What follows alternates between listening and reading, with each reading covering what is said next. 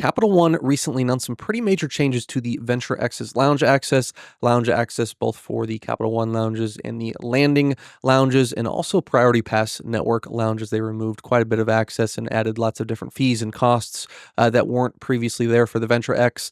So in today's video, I'm going to go over all those changes. We're going to talk about the current lounge access, what changed in this recent announcement, and at the end, I'm going to try to make the argument for why this actually might be a good thing long-term for Venture X cardholders. So make sure you stay tuned to the end. I want to hear your opinions in the comments section, whether you agree with me, disagree with me. Can't wait to talk this through and dive into this topic. But before we do that, I just wanted to say thank you for all the support. I recently reached my first milestone, first mini milestone, I guess you could call it, of 50 subscribers. My videos also have over 13,000 views and over 300 watch hours. So really appreciate that support. It's a great feeling to kind of put some work into these videos each week and to see that support and see that those views and the watch hours pile up and the subscribers continue to grow. That really means a lot. With that said, let's jump right into this topic. All right, so I'm not going to go over every single benefit of the card at this time. I really want to get into this lounge access topic. But if you want to learn about some of the lesser talked about benefits of this card and what makes it special outside of the normally talked about 2x and the $300 travel credit and the 10,000 bonus miles, outside of those things that every single YouTube video seems to touch on, please check out this video right here that I recently did. It goes over all some of those hidden benefits and lesser talked about benefits to really get value out of this card. So I'm not going to touch on all of that right now. So let's dive right into the lounge access and the updates to this card. So currently, the Venture X allows the main cardholder to bring in 2 guests into the Capital One lounges, also the Capital One landings. Also, it allows for 2 free guests into Priority Pass lounges.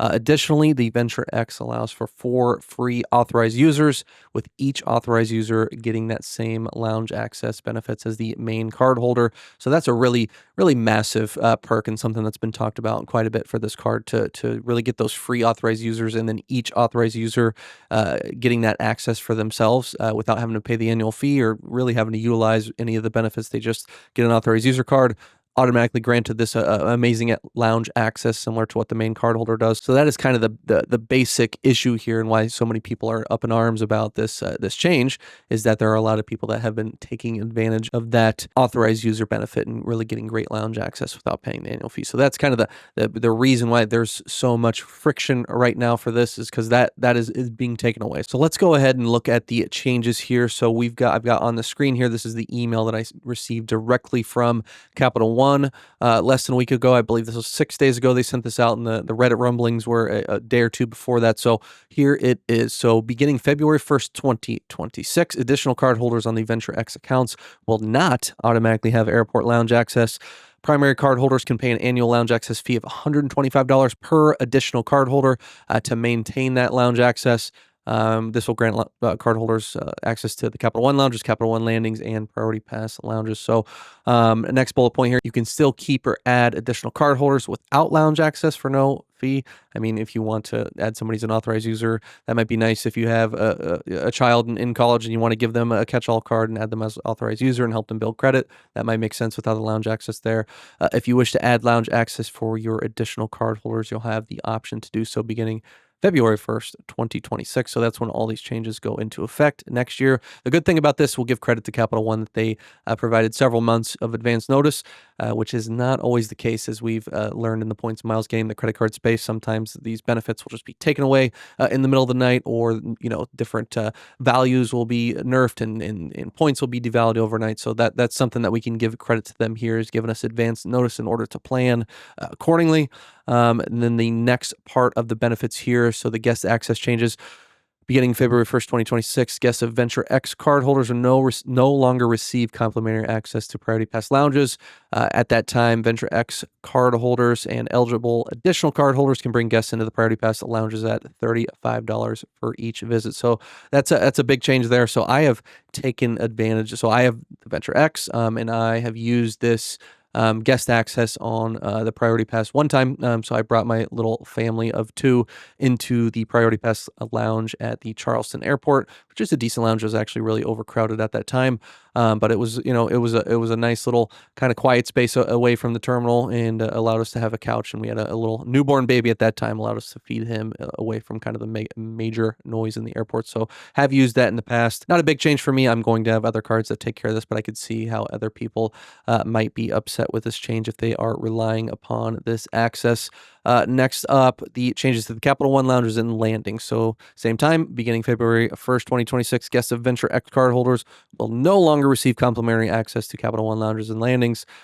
Primary card holders and eligible additional card holders that spend at least $75,000 across their Venture X account can bring up to 2 complimentary guests into the Capital One lounges and 1 into the Capital One landings per visit. Interesting, that little distinction there of bringing 1 less person, even if you spend $75K to the landing. Card holder spend towards that $75K threshold begins in the 2025 calendar year, and complimentary guest access is valid for that calendar year. So if you spend in 2025, you spend $75K, you get it for the rest of 2025, and then the entirety of the following year if you spend $75,000.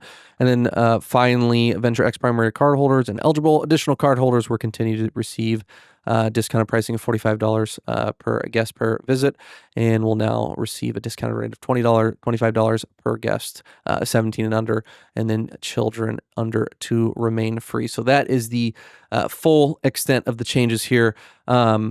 So my thoughts on this. So I think it's pretty obvious to me that these changes, and it's not just obvious to me, that the Capital One said it themselves in their email, like they are responding and implementing these changes due to overcrowding in lounges.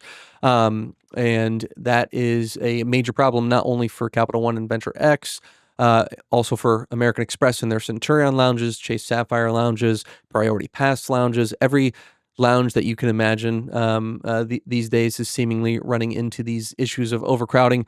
There have been reports of long lines at Capital One lounges and at other lounges too, to be fair.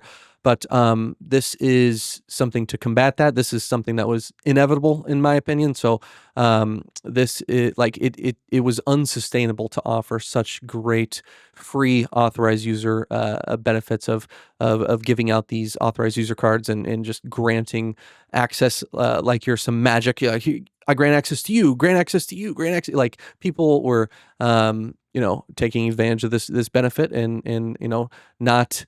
It's completely within the rules. So like I don't want to say taking advantage like they're doing something malicious or nefarious, but like, just like, they had the power. Capital One said you can have free authorized users and they get lounge access. So they took advantage of it. So that is an unsustainable thing, in my opinion, to be able to provide that free access, especially when we are getting into these major issues of overcrowding. So they followed American Express's lead. American Express does something very similar where they charge for an authorized user, and if you spend $75K on the American Express Platinum card, then you get complimentary guest access there too. So this is the exact very, very similar thing that they're doing to American Express. Not surprising there. My overall thoughts on whether this is a good thing or not. So I actually think that this is a good thing. So, and the reason for that is that when you have lounge access for a card, a premium travel credit card, like when you sign up for the Venture X, the Platinum card, the Chase Sapphire Reserve, to get that lounge access, that's a premium benefit. That's something that you pay a hefty annual fee, hundreds of dollars, approaching $1,000. One of these cards is going to cross that threshold sooner or later. So you're really paying a very substantial amount of money in order to get this kind of premium service. You don't think of a premium travel service and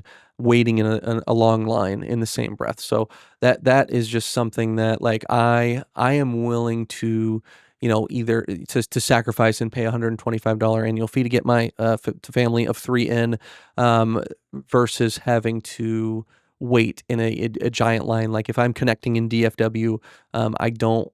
I might have like an hour and a half, 2-hour connection. If it takes me 45 minutes, an hour to get into the lounge, like that's just not even worth the hassle and maybe walking across a terminal or switching terminals or taking a shot. Like that's just like that, if I could walk right in, great. I would make that trek, that 15-minute walk to the terminal, where the lounge is, go into the lounge and enjoy myself. But like if I'm adding an hour plus wait to that, and like going through the airport with a stroller and my son and my wife, and just lugging all of our stuff and then getting there and standing in a line, that's just not a premium service that I'm interested in. Like, I don't want like that does not compute with me to like have that, really nice premium travel service and then end up just standing in a line. And then once you get in, it's going to be swarmed with people and you're going to have to fight for a seat. And, there might be one seat for, that would make sense if you're a business traveler. But if you want like a little table for your family, you might be elbow to elbow. It's just